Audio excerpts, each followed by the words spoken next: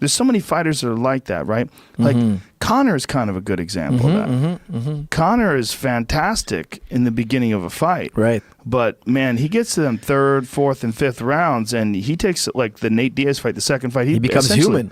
He turned and walked away from him. He becomes very human. He needed that break so badly. Do you think that that's a case of poor conditioning? Do you think that is a lack of experience in handling those moments because he's so used to overwhelming people and taking them out early? What do you think that is? I think it's partly genetic.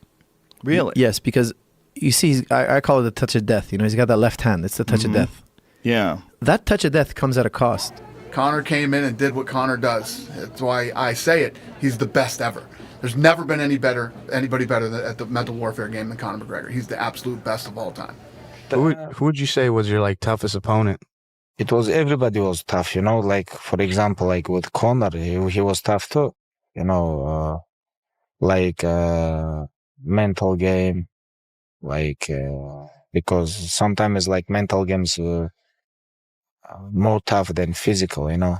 When you talk about him on the Mount Rushmore for me, I think he's the first to hold two belts at the same time. All the things that he accomplished, he ignited, you know, not just Europe, but the entire world, and became the biggest superstar, not just in this sport, but in all of sports. I mean, you had other athletes mimicking him, all the stuff that he accomplished and what he did to advance this brand, this company, and the sport itself. World. Oh, incredible. It was brilliant. It was brilliant. Just crazy. Crazy that it even happened. If you really stop and think about it, it was almost like the world got a magic trick pulled. It was on unbelievable. them. I was at Floyd Money Mayweather's house right before he fought Conor McGregor. Floyd Mayweather looks me in my face and he says, I'm going to take him out about the 8th or 9th round. And I said, why are you so sure you're going to do this? He's a UFC fighter. He's accustomed to coming at you and throwing punches. What he's not accustomed to doing is punching while he's throwing backward and pushing you off. He says, I'm going to walk right into him and stay at his chest. He's going to have to push me off in order to throw his punches. He said he's going to be circling the ring. He said by around 4 or 5, he's not going to have any legs. He's going to be done. And he said, and I'll just toy with him and keep him around until around the 8th or the 9th round. And that is exactly what Floyd Money Mayweather did. Yeah. McGregor, look at his stats. It's all round 1 knockout, round 1 knockout, round 2 knockout. He's fast twitch, high leverage, left hand. Yeah. If you take him into deep waters, his fast twitch muscle fibers cannot metabolize. Look at him with Mayweather. Mayweather's so smart. He let him work. He let McGregor work for 3 rounds. Yeah. And you're getting excited. Keep working. Keep working. And when you have nothing left, I'm going to put you out. You know, that was such a brilliant strategy. First simultaneous 2-division champion. The fighter who ignited an entire continent and turned MMA into a global phenomenon. Athletes from other sports mimicking his walk, his talk, his geometry of self-belief. Dana White built a company.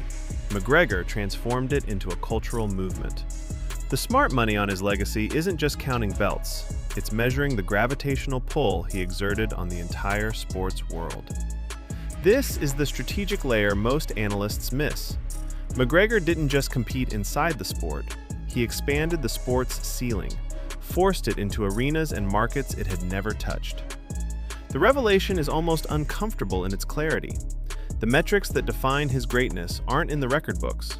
They're in the mimicry of champions from entirely different disciplines who looked at a cage fighter and said, "That's the blueprint I want." Mayweather didn't fight McGregor. He dissected him like a lab specimen. Standing in his own home before a single punch was thrown, Floyd had already mapped the entire gauntlet.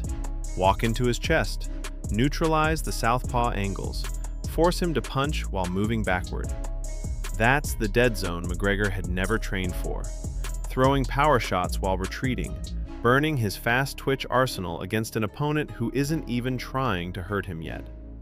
By rounds 4 and 5, the legs were gone, not because McGregor was weak, but because Mayweather had engineered the gas tank to empty on schedule. The psychological masterpiece? Floyd let him work. Let him feel dangerous. Let the crowd believe. Then, when the kinetic energy was fully spent, he stepped on the throat and finished the blueprint exactly when he said he would. The revelation: Mayweather didn't beat McGregor's chin. He beat his metabolism, and he knew it before they ever entered the building. Every era gets the superstar it deserves. The 2000s got Conor McGregor. a southpaw surgeon with a touch of death in his left hand, a psychological arsenal that obliterated opponents before they ever laced their gloves, and a gravitational pull that rewrote what this sport could become. Mayweather exposed the blueprint. Diaz revealed the ceiling. But neither of them erased what he built. You don't measure McGregor in rounds 5. You measure him in the fighters who watched him and changed how they saw themselves. That's the legacy no scoreboard can touch.